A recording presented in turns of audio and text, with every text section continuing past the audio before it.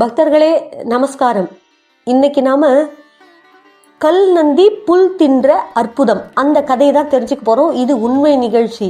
எங்கன்னா கும்பகோணம் மாவட்டத்தில் கஞ்சனூர் என்ற ஊரில் நடந்த உண்மை சம்பவம். இந்த கதையை தான் நம்ம பார்க்க போகிறோம்.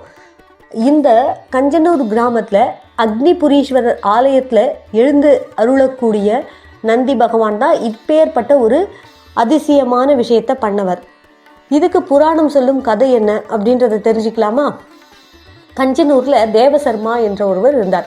இவர்கிட்ட நிறைய மாடுகள் கண்ணுக்குட்டிகள்லாம் இருந்தது.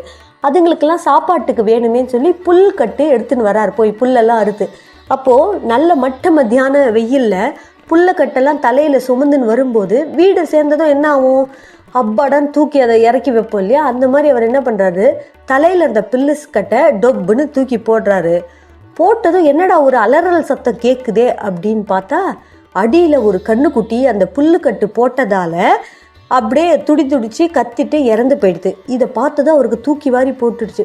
அச்சுச்சோ, நான் எவ்வளோ பெரிய மகாபாவி ஆகிட்டேன், இந்த மாதிரி இளங்கண்ணை நான் சாகடிச்சிட்டேனே, அது மேலே இந்த புல்லுக்கட்டை தூக்கி போட்டுன்னு சொல்லி அந்த கண்ணுக்குட்டியை வாரி எடுத்து தன் மடியில் வச்சுட்டு கத்தி அழறாரு. எழுப்பி பார்க்குறாரு, தண்ணி தெளிக்கிறார்.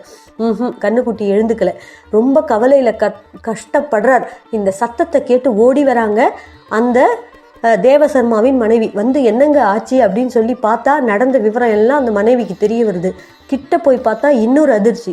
ஏன்னா இவங்க வளர்க்குற கண்ணுக்குட்டியே அது கிடையாது. பக்கத்து வீட்டில் வளர்க்கவரோட கண்ணுக்குட்டி தான் இவங்க வீட்டில் வந்து படுத்திருக்கு. அது தெரியாமல் இவர் என்ன பண்ணிட்டாரு, புல்லுக்கட்டை அது மேலே போட்டுட்டாரு. கண்ணுக்குட்டியும் இறந்து போச்சு. இப்போ இவர் செஞ்சது அறியாமல் தெரியாமல் செஞ்ச தவறு தான்.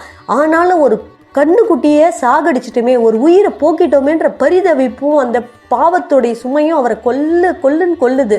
ரொம்ப கத்துறாரு. மனைவியை கையை பிடிச்சி ஏதாவது பண்ணு, என்ன பண்ணுறதுன்னு தெரியலையே அப்படின்னும் போது அவங்க என்ன சொல்கிறாங்க, ஏங்க நாம் பண்ணது தெரியாமல் பண்ணது தான், அதனால் நீங்கள் கவலைப்படாதீங்க, பக்கத்து வீட்டுக்காரர்கிட்ட போய் நடந்த விஷயத்தெல்லாம் சொல்லுவோம், அவர் புரிஞ்சுப்பார் நிச்சயமா, வாங்க அப்படின்னு சொல்லிட்டு பக்கத்து வீட்டுக்கு போகிறாங்க தேவசர்மாவும் அவங்க மனைவியும்.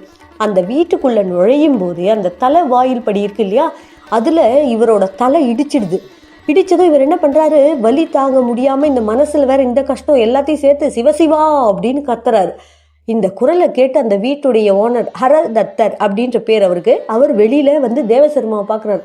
என்ன தேவசர்மா, பொறுமையாக வாரோம், ஏன் இப்படி தலையில் இடிச்சுட்டே உள்ளே வரீங்க, வந்து உட்காருங்க வாங்க அப்படின்னு சொல்லி ஆசையாக அவரை கூப்பிட்டு அமர வச்சு தண்ணி கொடுத்து உபசரிக்கிறார். இப்போ தான் உண்மையை சொல்ல போகிறார். இதுக்கப்புறம் என்ன நடக்க போகுது? தேவசர்மா இப்போ ஹரதத்தர் வீட்டில் இருக்காரு. ஹரதத்தருடைய 2 கைகளையும் தன் 2 கைகளால் பிடிச்சிட்டு என்னை மன்னிச்சிடுங்கன்னு சொல்லி நடந்த விஷயம் எல்லாத்தையும் சொல்கிறாரு. இதை கேட்டதும் ஹரதத்தர் என்ன பண்ணுறாரு தெரியுமா, தேவசர்மா, உங்களை பற்றியும் உங்கள் மனைவியை பற்றியும் எனக்கு ரொம்ப நல்லா தெரியும். நாங்கள் இவ்வளோ வருஷமாக உங்கள் வீட்டுக்கு பக்கத்துலேயே இருக்கோம். ஒரு சின்ன உயிருக்கு கூட நீங்கள் தீங்கு நினைக்காதவங்க. நீங்களா எங்கள் கண்ணுக்குட்டியை கொண்டு இருப்பீங்க? எங்கள் கண்ணுக்குட்டி இறந்து போகணுன்றது விதி, அது இறந்து போயிடுச்சு. அதுக்காக என்ன பண்ண முடியும்? நான் உங்களை எந்த இதுவும் சொல்ல மாட்டேன், குறையும் சொல்ல மாட்டேன், நல்லபடியாக நீங்கள் வீட்டுக்கு போங்க அப்படின்னு சொல்கிறாரு. ஆனால் தேவசர்மா வந்து அவர் காலில் விழ போகிறாரு. என்னை மன்னிச்சிடுங்க, இந்த கண்ணுக்குட்டி கொண்ட பாவத்திலேருந்து என்னை விடுதலை ஆகணும்னா அதுக்கு நீங்கள் தான் என்னை மன்னிக்கணும், அதுக்காக தான் உங்கள் காலில் விழுறேன்னு போகும்போது அப்படியே என்ன பண்ணுறாரு ஹரதத்தர், அவர் அப்படியே வாரி அணைச்சி காலில் விழ முடியாதபடி தூக்கிக்கிறார், தூக்கி கட்டி பிடிச்சிக்கிறார். தேவசர்மா, ஒன்று புரிஞ்சுக்கோங்க, எப்போ நீங்கள் வந்து சிவசிவான்னு சொன்னீங்களோ அப்பயே உங்களுடைய பாவம் எல்லாம் போயிடுத்து. கைலாயத்தில் பதவியும் கிடைக்க போகுது. அப்பேற்பட்ட சிவநாமத்தை நீங்கள் சொன்ன போதே உங்ககிட்ட எந்த பாவமும் இல்லைன்றது ஆயிடுத்து.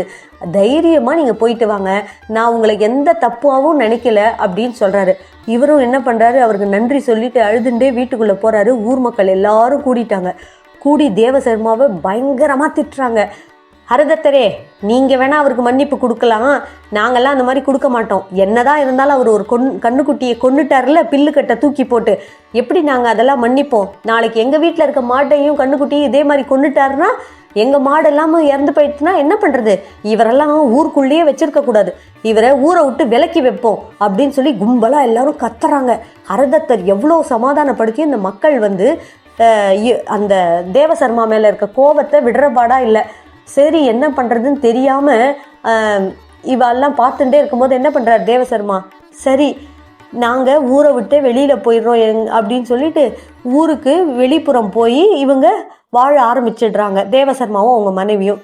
இப்போ கொஞ்ச நாள் போகுது, கோவிலில் திருவிழா வருது. எல்லாரும் கோவிலில் திருவிழானா சுவாமியை பார்க்கறதுக்காக கோயிலுக்கு போவாங்கல்ல, அதே மாதிரி தேவசர்மாவும் தேவசர்மா மனைவியும் கோவிலுக்கு போகிறாங்க.